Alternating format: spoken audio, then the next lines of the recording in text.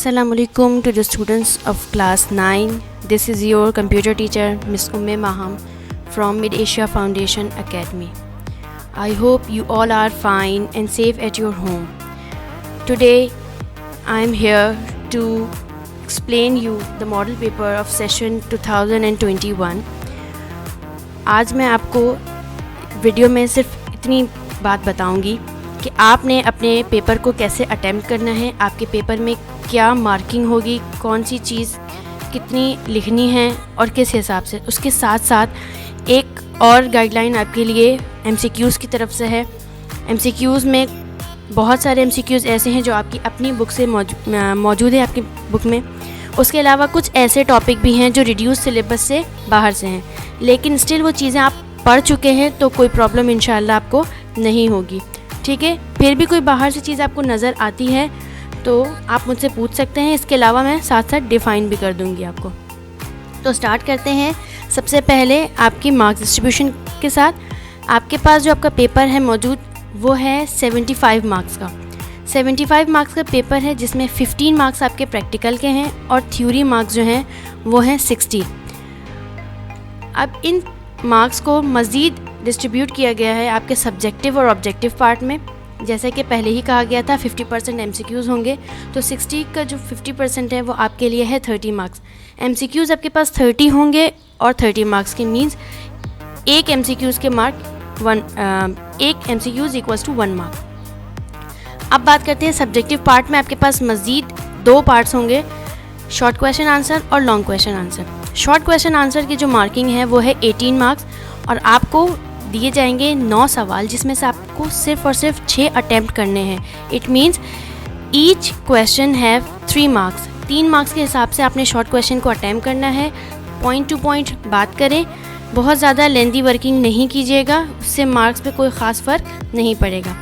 इसके बाद बात करते हैं लॉन्ग क्वेश्चन की। लॉन्ग क्वेश्चन है आपके पास 12 मार्क्स के साथ, जिसमें से आपको 4 क्वेश्चन दिए जाएंगे, आपने 2 अटैम्प्ट करने हैं, means 6 marks for each question. तो 6 नंबर के हिसाब से आपने वर्किंग करनी है, ना बहुत ज़्यादा लेंदी ना बहुत ज़्यादा शॉर्ट। ठीक है, आई होप ये आपको बात सब्जेक्टिव पार्ट के हवाले से समझ आ गई होगी। अब बात करते हैं ऑब्जेक्टिव की यानी MCQs की। यहाँ पर हम MCQs सॉल्व करेंगे आपके मॉडल पेपर से रिलेटेड। स्टार्ट करते हैं MCQs number 1। The device which is used as a mean of communication in the computer system. ऐसी डिवाइस का नाम बताना है जो कम्युनिकेशन के तौर पे इस्तेमाल की जाती है कंप्यूटर सिस्टम में। बसेस, कीबोर्ड और माउस, ये सारे क्या हैं आपके पास हार्डवेयर्स हैं। ठीक है, माउस और कीबोर्ड ये दोनों इनपुट डिवाइसेस हैं। ठीक है, जबकि मोडेम जो आपके पास ऑप्शन है ये करेक्ट ऑप्शन है, यानी कम्युनिकेशन के लिए हम इस्तेमाल करते हैं। इसकी जगह अगर राउटर का वर्ड भी होता तो आप राउटर को इस्तेमाल कर सकते थे, यानी ये आंसर टिक कर सकते हैं। ठीक है, अब सेकंड की बात करते हैं। The process of checking the computer, starting the operating system and making it ready to work is referred to as. ये जो डेफिनेशन है ये आप ऑलरेडी चैप्टर नंबर 2 में फंक्शन ऑफ ऑपरेटिंग सिस्टम में पढ़ चुके हैं। ये पहली ही हेडिंग थी जिसमें कंप्यूटर का चेक होना, स्टार्ट होना और उसको हर काम के लिए रेडी करना क्या कहलाता है, बूटिंग। ठीक है, ये ऑलरेडी फंक्शन में मौजूद है आपके पास। नेक्स्ट MCQs की बात करते हैं जो कि चैप्टर नंबर 3 से रिलेटेड है। The special character that initiate the formula mode in a cell are called. जब भी हम MS Excel पे कोई फार्मूला का काम करते हैं, कोई फार्मूला बनाते हैं या यूज़ करते हैं, तो वो फार्मूला स्टार्ट किससे होता है? वो फार्मूला स्टार्ट होता है इक्वल्स टू से। ठीक है, इसका आंसर क्या है, equals to. Fourth one, the function which is use to rearrange data according to specific criteria is called. किसी भी डाटा को अरेंज करना, रीअरेंज करना, चाहे असेंडिंग हो या डिसेंडिंग, यानी अल्फ़ाबेटिकली काम करें आप या फिर सिंपल नंबर के साथ काम करें, इस फंक्शन को आप क्या कहते हैं, सॉर्टिंग। ये टॉपिक आपके पास रिड्यूस में नहीं है, लेकिन फिर भी आपको ये चीज़ें एक्सप्लेन कर दी गई थी। Next 5, the type of networking helps to cover a large geographical area. Type of networking आपके पास 3 हैं, आपने तीनों पढ़ी हैं, लैन, मैन और वैन। जो सबसे ज़्यादा वाइड एरिया में यूज़ की जाती हैं वो होती हैं वाइड एरिया नेटवर्किंग यानी वैन। ठीक है, the next one is this is the number of signals transmitted per second. Number of signals transmitted per second का मतलब है एक सेकेंड में कितने सिग्नल्स ट्रांसमिट होते हैं। इस रेट को हम क्या कहते हैं? इस रेट को हम कहते हैं बाउड रेट। अगर यहाँ पर नंबर ऑफ़ सिग्नल्स की जगह नंबर ऑफ़ बिट्स आ जाए तो हम इसका आंसर लिखते हैं डाटा रेट या बिट रेट, लेकिन यहाँ बात हो रही है नंबर ऑफ़ सिग्नल्स की। नंबर ऑफ़ सिग्नल्स यानी baud rate. Seventh one, person who gains unauthorised access to another system. ऐसे इंसान का नाम बताएं जो बिला इजाज़त किसी भी सिस्टम को इस्तेमाल कर सकता है, यानी उसको एक्सेस कर सकता है। तो इसका सिंपल आंसर है हैकर। ठीक है। Number 8, this is a method of trying to gather personal information using false emails and website. Computer crimes के बारे में आप लोगों ने पढ़ा है। आपके रिड्यूस सिलेबस में सिर्फ 2 हेडिंग थी, लेकिन मैंने आपको 5 डिफ़ाइन की थी। तो ये जो हेडिंग है, स्कैम यानी डेबिट कार्ड स्कैमिंग, ये वो डेफिनेशन नहीं है। हैकिंग का मतलब ये नहीं है। क्लिक जैकिंग का मतलब भी आप जानते हैं, किसी सिंपल थंबनेल पर या फिर कोई भी वेबसाइट पर क्लिक करने से क्लिक जैकिंग का अमल होता है। लेकिन किसी फॉल्स ईमेल के थ्रू आपसे आपकी इन्फॉर्मेशन मांगी जाए या किसी वेबसाइट के ज़रिए आपसे आपकी इन्फॉर्मेशन मांगी जाए, तो ये जो कंप्यूटर क्राइम है वो क्या कहलाता है? फिशिंग। ठीक है। 9th one, the web browser will translate the code in a web page if the extension of the document is what? HTML, TXT, doc या PDF। ये चैप्टर नंबर 6 में आप अच्छी तरीके से पढ़ चुके हैं कि जब भी हम वेब पेज के लिए काम करते हैं, वेब पेज बनाने की कोडिंग करते हैं, तो इसकी फ़ाइल को सेव करवाते हुए जिस एक्सटेंशन का हम इस्तेमाल करते हैं वो या तो HTML होती है या फिर .html। ठीक है। बाकी की जो ऑप्शंस आपको नज़र आ रहे हैं, टेक्स्ट, डॉक्यूमेंट और PDF, ये सारे आपके लिए वर्ड के एक्सटेंशंस हैं। ठीक है। आपका करेक्ट आंसर है HTML। अब नंबर 10, ये भी आपके पास चैप्टर नंबर 6 से रिलेटेड है। WWW स्टैंड्स फॉर, इसका मतलब है वर्ल्ड वाइड वेब, यानी दुनिया में सबसे ज़्यादा इस्तेमाल की जाने वाली वेबसाइट। बाकी बहुत सारे बच्चे स्पेलिंग में मिस्टेक करते हैं, वाइड की जगह वाइल्ड कर देते हैं, ये आपने नहीं करना। उसके बाद 11th, it defines a paragraph of text in a web page. जब भी हम वेब पेज का काम करते हैं, अगर हम हेडिंग लिखते हैं तो H1 से लेकर H6 को इस्तेमाल करते हैं, लेकिन पैराग्राफ के लिए सिंपल P का इस्तेमाल करेंगे। ठीक है। Modern language use dash, compiler, interpreter, converter या असेंबलर। आपका आंसर होगा कंपाइलर। ठीक है।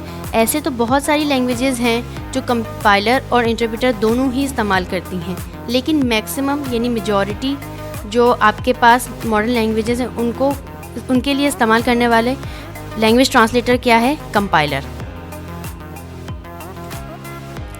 Number 13, the device that convert hard copy into soft copy is. ऐसी डिवाइस का अपना नाम बताना है जो हार्ड कॉपी से सॉफ्ट कॉपी में कन्वर्ट होती हो। इसका आंसर है स्कैनर। बहुत सारे स्टूडेंट प्रिंटर लिखते हैं, लेकिन प्रिंटर का काम सॉफ्ट कॉपी से हार्ड कॉपी का काम करना है, वो प्रिंटर है। हमारे पास अभी फ़िलहाल आंसर क्या है? Scanner. Number 14, the software which performs all the basic task. जो सबसे इम्पॉर्टेंट सॉफ्टवेयर होता है हमारे लिए, जो तमाम के तमाम टास्क को परफॉर्म करता है। चैप्टर नंबर 1 और 2 दोनों में आप ये देख चुके हैं। इसका आंसर है ऑपरेटिंग सिस्टम। ठीक है। एंटीवायरस का होना और ऑफिस ऑटोमेशन का होना ज़रूरी नहीं होता। ठीक है। Number 15, which of the following Microsoft Office package is a DBMS? MS Word, MS Excel, MS PowerPoint, MS Access. आप जानते हैं माइक्रोसॉफ्ट ऑफिस पैकेज के ये चारों पार्ट्स हैं, ये सूट में शामिल होते हैं। MS Word for document, Excel for spreadsheet और पावरपॉइंट फॉर प्रेजेंटेशन। जबकि MS एक्सेस हमेशा आपके डेटाबेस को मैनेज करने के लिए इस्तेमाल की जाती है और आपके बुक में भी आपने इसी पर काम किया है। Number 16, related file in a database are group to form a data file, data record, menu या बैंक। अगर किसी स्पेसिफिक डाटा के बारे में आप चीज़ें कलेक्ट करते हैं, उनको एक ही रॉ में लिखते हैं, तो वो चीज़ें आपके लिए रिलेटेड होती हैं रिकॉर्ड से। कंप्लीट एक रिकॉर्ड होता है हमारे पास रिलेटेड फील्ड से। ठीक है। Number 17, it is capable of handling huge set of data. इनमें से कौन से ऐसे ऑप्शन को हमने करेक्ट करना है जिसके ज़रिए हम अपने डाटा को हैंडल करते हैं, लेकिन सिंपल डाटा नहीं, ह्यूज सेट ऑफ डाटा। अगर सिंपल डाटा की बात करते तो हम फ्लैट फाइल सिस्टम भी कह सकते थे, लेकिन जहाँ पर बात ह्यूज सेट की आती है तो हम प्रीफर किसको करते हैं, database management system, means DBMS। अब नंबर 18, GUI यानी graphical user interface was developed in which generation और विच एरा। तो आप ये बात जानते हैं, ये चैप्टर नंबर 1 में ऑलरेडी MCQs शामिल है, बुक की एक्सरसाइज में है, तो इसका आंसर है 4th जनरेशन। ठीक है। Number 19, a program that can enable the user to interact with a computer is called what. एक ऐसा प्रोग्राम बताएं जिसके ज़रिए कंप्यूटर और यूज़र आपस में इंटरेक्ट होते हैं। माई डॉक्यूमेंट के ज़रिए नहीं होते, स्टार्ट मेन्यू के ज़रिए नहीं होते, डेस्कटॉप के ज़रिए नहीं होते, इंटरफेस के ज़रिए होते हैं। इंटरफेस का मतलब क्या होता है, वो सामने स्क्रीन जो भी यूज़र को नज़र आती है जिसके थ्रू वो एक दूसरे से कम्युनिकेट करते हैं, यानी कंप्यूटर अपना मैसेज यूज़र तक पहुंचाता है और यूज़र अपना इनपुट कंप्यूटर तक पहुंचाता है। ये है आपके लिए interface. Number 20, the best computer for solving algebraic equation is. आप जो घर में इस्तेमाल करते हैं कंप्यूटर, वहाँ सिंपल एल्जेब्रिक एक्सप्रेशन या इक्वेशन को सॉल्व करना कोई मुश्किल नहीं है। तो हमारे पास जो सिंपल कंप्यूटर्स होते हैं वो क्या हैं, हमारे पास डिजिटल कंप्यूटर। ठीक है। Number 21, where does your PC store your program when the power is off. जब पावर ऑफ करते हैं तो आपके PC पे जो भी प्रोग्राम्स होते हैं, जो भी सिस्टम काम कर रहा होता है, जो भी डाटा होता है, वो कहाँ जाके सेव और स्टोर होता है, वो होता है हार्ड डिस्क में। लेकिन जैसे ही आप ये सारी चीज़ें ऑन करते हैं तो फिर आपके पास ये सारी चीज़ें कहाँ पर आना शुरू हो जाती हैं, रैम में आना शुरू हो जाती हैं। ठीक है। Number 22, which of the following is not an operating system. दिए गए ऑप्शंस में से कौन सा ऑप्शन आपके पास ऑपरेटिंग सिस्टम नहीं है। विंडोज़, ये एग्जाम्पल है OS की। लिनक्स, ये भी एग्जाम्पल है। डॉस, ये भी OS की एग्जाम्पल है। लेकिन ओरेकल किसकी एग्जाम्पल है, ओरेकल एग्जाम्पल है डेटाबेस मैनेजमेंट सिस्टम की। ठीक है। तो आपका करेक्ट आंसर क्या है, Oracle. Which of the following is not a font style. Font style में से कौन सा नहीं है, बोल्ड, ये भी फॉन्ट के लिए काम करते हैं हम। इटैलिक, सुपरस्क्रिप्ट, ये जो रेगुलर है इस पे आप मार्क करेंगे, ये कोई फॉन्ट स्टाइल नहीं है। Number 24, combination of raw and column in MS Excel is called. आपने देखा था MS Excel में बहुत सारे छोटे छोटे से स्क्वायर्स बने हुए थे। ठीक है। इनके सेल एड्रेस भी आपको बताया था। तो वो जो एक सिंपल सा स्क्वायर होता है रॉ और कॉलम को कंबाइन करने पर, उसको हम कहते हैं सेल, सिंपल सेल। अब number 25, it is a path over which a message travel. एक ऐसा रास्ता जिसके ज़रिए मैसेज आपका क्या होता हो, ट्रैवल होता हो। प्रोटोकॉल बिल्कुल नहीं हो सकता, क्योंकि ये रूल्स एंड रेगुलेशंस होते हैं या वो लॉज होते हैं जिनके ज़रिए कम्युनिकेशन पॉसिबल होती है। आपका आंसर होगा मीडियम। फिज़िकल पाथ का आंसर क्या होगा, मीडियम। अब मीडियम में आप वायर मीडियम भी कह सकते हैं और वायरलेस भी कह सकते हैं। ठीक है। आंसर आपका क्या है, medium. Number 26, hacking for a cause is called dash. किसी ख़ास मकसद के लिए अगर हैकिंग की जाती है तो उसको हम क्या कहते हैं, एक्टिव हैकिंग, एक्टिविज़म और ब्लैक हैट हेडिंग। हम इसका नाम देते हैं हैक्टिविज़म। इससे पहले आपको ये बात बताई गई थी कि एथिकल हैकिंग क्या होती है। एथिकल हैकिंग या हैक्टिविज़म, अगर कोई ऑर्गेनाइजेशन स्पेशली किसी हैकर को हायर करते हैं अपनी ऑर्गेनाइजेशन के लिए, उसकी सिक्योरिटी के लिए, अपने डेटाबेस को मैनेज करने के लिए या किसी भी तरीके की सिक्योरिटी के लिए, तो उसको हम क्या कहते हैं, हैक्टिविज़म या फिर एथिकल हैकिंग। यहाँ पर उसको इलीगल हम नहीं कहते। ये सारे काम क्या होते हैं उस वक्त लीगल, जब वो किसी की परमिशन से उनके सिस्टम को हैक करते हैं या एक्सेस करते हैं। ठीक है। नंबर 27, ये भी आउट ऑफ सिलेबस है। DT tag is designed to fit a single line of our web page, but DT tag will accept a dash. ये सिंपल टैग्स हैं डिस्क्रिप्शन टैग। हमने टेक्स्ट फॉर्मेटिंग और एडिटिंग का काम किया है, डिस्क्रिप्शन का काम नहीं किया, क्योंकि ये हमारे पास सिलेबस से बाहर की चीज़ें।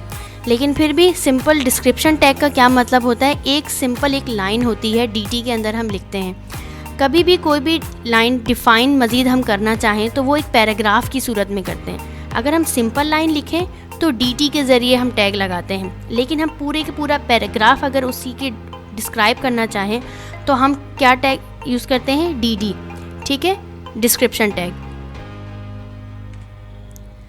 28. What is boot strapping called? Boot strapping का आपने कॉन्सेप्ट नहीं पढ़ा है क्योंकि ये आपकी बुक में ही नहीं है। बूट स्ट्रैपिंग से मिलती जुलती चीज़ है आपके पास बूटिंग। बूटिंग का मतलब आप बहुत अच्छे से जानते हैं। बूटिंग का मतलब होता है सिस्टम को ऑन करना, उसको चेक करना कि वो तमाम चीज़ें रेडी हैं या नहीं, काम कर सकती हैं या नहीं। अगर उस वक्त कोई एरर होता है तो फिर वो आपके पास ब्लैक स्क्रीन पर वो सारी चीज़ें नज़र आती हैं कि कौन सी डिवाइस आपकी काम कर रही है, नहीं कर रही है, या कोई एरर है। तो बूट स्ट्रैप का क्या मतलब होता है? बूटिंग का जो प्रोसेस होता है वो भी एक सिंपल सॉफ्टवेयर के ज़रिए हो रहा होता है, यानी ऑपरेटिंग सिस्टम में कुछ लाइंस ऑफ इंस्ट्रक्शन होती हैं जो बूटिंग का काम अंजाम देती हैं। तो वो जो लाइंस ऑफ इंस्ट्रक्शन होती है ना कि कब क्या करना है, कैसे चेक करना है, इसको हम कहते हैं बूट स्ट्रैपिंग। और बूट स्ट्रैपिंग का जो दूसरा नाम है वो क्या है, कोल्ड बूट, ठीक है।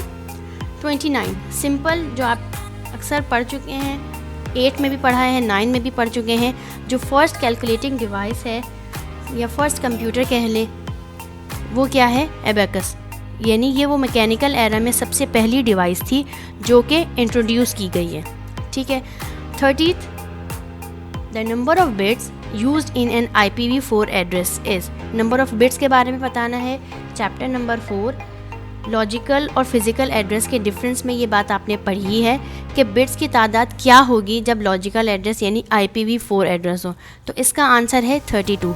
अगर इसी MCQs को चेंज कर दिया जाए कि नंबर ऑफ़ बिट्स बताएं लेकिन मैक एड्रेस के लिए यानी फ़िज़िकल एड्रेस के लिए, तब आपकी बुक में जो बिट्स लिखे हैं यानी कि 48 बिट्स, तब आप 48 पर टिक आउट करेंगे, ठीक है। MCQs जो यहाँ पर दिए गए हैं इसका हरगिज़ ये मतलब नहीं है कि यही सारे MCQs आपको एग्जामिनेशन में मिल जाए।